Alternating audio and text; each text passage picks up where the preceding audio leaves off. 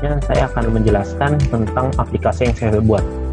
Pertama-tama, aplikasi saya itu tentang apa? Jadi aplikasi saya ini tentang aplikasi sederhana seperti kalkulator.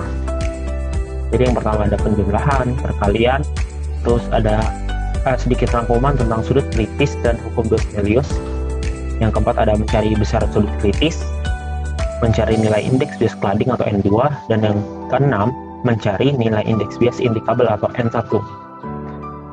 Jadi ini aplikasi yang cukup sederhana, namun karena saya pemula, programnya itu menurut saya sedikit kompleks karena membutuhkan waktu yang cukup lama. Jadi ini kita menuliskan untuk openingnya kayak print selamat datang menggunakan tanda kutip. Itu adalah perintah untuk memunculkan kalimat selamat datang. Di sini juga ada tanda bintang, terus ada print new user, itu kita memberikan passwordnya yaitu 123. Nah, kenapa lumayan kompleks? Karena saya menggunakan prinsip pemasukan password yang kalau misalkan salah itu akan keluar dengan otomatis dari aplikasi tersebut.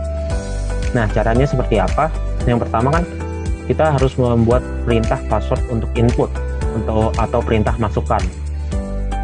Nah, ini seperti konsep dari teknologi digital atau konsep dari bilangan biner, yaitu komputer tuh tidak bisa membaca bilangan 1 sampai 1, 2, 3, 4, 5 itu, tetapi menggunakan angka biner atau bilangan biner seperti 1010 gitu. Nah, ini kita sama, kalau komputer itu tidak bisa mengidentifikasi sesuatu perintah, maka dari itu kita memberikan perintah tersebut sebuah nama. Jadi misalnya perintah masukkan password ini, itu kita namakan password juga, biar tidak pusing di selanjutnya. Nah, terus if password sama dengan 123, jadi jika passwordnya itu 123, maka print login sukses. Nah, selanjutnya kita memberikan perintah yang lainnya, yaitu tuliskan nama dengan nama perintahnya itu adalah nama juga. Else, if else ini adalah suatu program sederhana. Jadi if ini kalau password 123 else itu berarti selain dari 123, maka print wrong password. Nah, kenapa bisa langsung keluar dari aplikasi jika yang dimasukkan bukan 123 di passwordnya? Karena di sini ada perintah masukkan nama, dan di program selanjutnya atau di perintah selanjutnya ada print hi plus name plus nama. Nah, karena di else ini atau selain 123 itu tidak ada print masukan dari nama ini, maka programnya itu akan error gitu, maka keluar dari aplikasi. Selanjutnya saya membuat perintah untuk ngeloop. Jadi di program itu, di pemrograman, dia tidak bisa secara terus-menerus, karena saya masih pemula juga, jadi tidak bisa secara terus-menerus mengulang perintah, maka harus dibuat perintah untuk seperti perulangan. Pertama, kita namakan dulu program sama dengan 1. Ini bisa dengan angka yang lain juga. Nah, while ini selama program itu sama dengan 1, maka kan di sini kita memberikan perintah program sama dengan 1. Jadi perintah selama ini jadi mutlak, karena terus berlanjut sama dengan 1 terus. Maka program yang di bawahnya akan terus berulang, dan kita membuat perintah penutupnya. Pertama, ulang sama dengan perintah masukkan, yaitu type anything or back to menu or type N to finish this app. Terus if ulangnya ini sama dengan N, maka print goodbye dan break. Ini perintah yang pentingnya itu adalah break. Jadi jika kita memasukkan N di perintah ini, maka pemrogramannya akan selesai atau aplikasinya akan berakhir, yaitu break. Jika selain dari N, atau mungkin bisa dengan tekan enter saja, dia programnya di sini yang di dalam si perintah while ini akan terus berlanjut, akan diulang seperti di loop atau di repeat kayak gitu. Selanjutnya di dalam isinya ada dev menu. Ini seperti daftar isi secara sederhana dari 1 sampai 6. Terus ada perintah untuk memasukkan akses sama dengan menu. Terus ini ada perintah if, elif. If itu jika aksesnya 1, maka berarti penjumlahan kan. Ini penjumlahan, jadi tinggal ditambah float itu untuk desimal. stir itu untuk mengubah dari bahasa yang di float ini angka menjadi kalimat, karena ditambah kalimat juga, jadi menggunakan stir. Terus elif sama dengan 2, berarti sederhana juga nih perkalian. Terus elif sama dengan 3 itu adalah rangkuman, jadi sudut kritis dan hukum Dosnelius yang seperti saya sudah jelaskan. Berarti N1 lebih besar dari N2, I lebih besar daripada theta T. Terus elif sama dengan 4 itu adalah mencari besar sudut kritis. Nah, di sini karena sinus belum tahu, atau misalkan atau maksudnya si program ini harus kita import math dulu untuk mencari sin.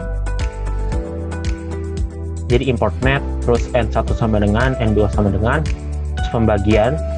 Ini program sederhana float per float gitu ya, float N2 per float N1. Terus kita namakan juga sina. Nah, ini adalah program untuk mencari nilai sinusnya. Kenapa dikali segini? Karena di sini dalam bentuk radian, jadi harus dikasih 57,29 sekian untuk mencari nilai sudut kritisnya. Jadi di sini tinggal masuk sudut kritis ditambah derajat. Nah, untuk yang elif 5 sama 6, karena mencari N1 atau N2 itu kita balik, tetap harus ada import math. Namun F di sini adalah math.sin, math.radians in sudut kritis yang di atas. Ini kan kalau arc sin gitu harus dibalik gitu ya. Yang di sini arc sin maksud saya. Yang di sini mencari nilai sinusnya. Ini yang elif sama dengan 6 juga sama. Dan selesai. Di kira-kira ada 105. Walaupun di sini ada jeda, kira-kira ada 105 perintah. Dikurangin jedanya, itu kurang lebih program yang saya buat.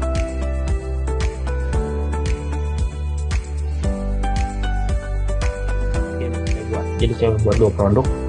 Yang tadi adalah aplikasi,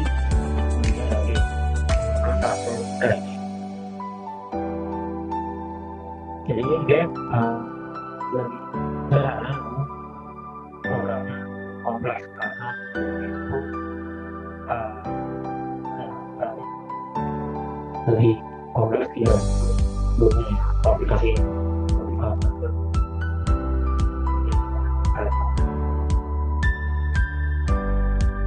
Jadi di sini program itu berjalan ketika feedback mereka. Pertama itu saya membuat aplikasi tentang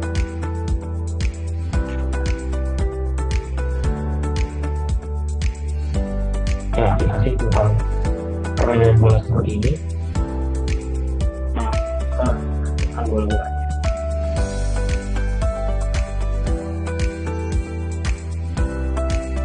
Jadi ada program kita bendera hijau misalkan bola ini berpindah di koordinasi 5 dan di itu 40. Kalau ini itu dari 150. Jadi di sini si pemukul itu harus dikaitan dengan pergerakan bola. Terus kita mulai. Karena sebelumnya tadi ada perintah space bar itu perintah apa? Dengan harga kayak demonstrasi. Jadi kita dengan bola. Maka itu bola ini harus tahan dulu, maka dan bisa klik kita berikan perintah high, terus kita kita buka silahkan tes itu forever. Ini aplikasi mengulang. Maka sebenarnya karena kita nggak usah seribet yang aplikasi sebelumnya. Kalau untuk memberi perintah kita tambahkan forever. Di sini juga tes, di sini langsung tahu outputnya ke basketball terus forever if on edge itu bounce. Jadi bola nanti ketika menyentuh pinggiran itu nge-bounce dia.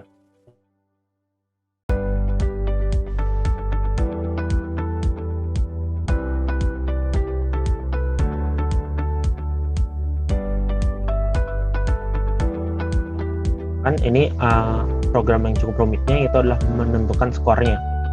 Jadi kita forever juga, if skornya kurang dari 40, move 7 steps. Nah ini H ini, jadi saya membuat level jadi yang biasa, tidak usah ditekan apa-apa. H dan E itu easy, H itu untuk hardnya. Jadi ini setiap penambahan skor 40 itu stepsnya akan bertambah hingga if score more than 230 or skornya itu equals 230 itu move 15 step, jadi makin cepat di terakhirnya. Terus ini juga saya memberikan perintah jika menekan S, B atau C itu bolanya akan berubah, switch kostumnya akan berubah, dan play sound, dan di backgroundnya juga akan berubah menyesuaikan dengan bolanya dengan program tersendiri, dan yang lainnya secara sederhana gitu. Lanjut ke breaknya, kita program breaknya ini sama, space ditekan atau green flagnya ditekan itu dia hide, dan space ditekan itu tombol mulai berarti show. Terus di sini if touching bola, wait-nya ini per sekian detik karena untuk memunculkan suara juga, dan setelah sepersekian detik itu terus kita sembunyikan. Jadi seperti efek bolanya itu memecahkan si bricknya ini, si batunya. Terus tunggu 10 detik dia akan muncul lagi. Di sini juga setiap menghancurkan brick ini dia akan mengubah skornya, menambah gitu, menambah 1 poin, 2 poin gitu.